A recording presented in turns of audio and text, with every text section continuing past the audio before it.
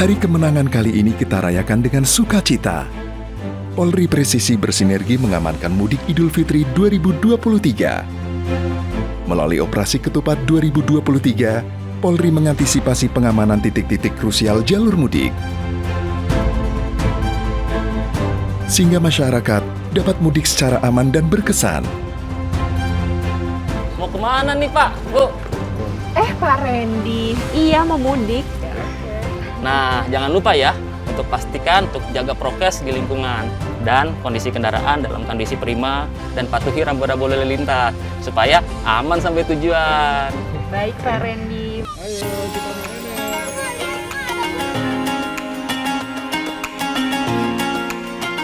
Selamat Hari Raya Idul Fitri 1444 Hijriah.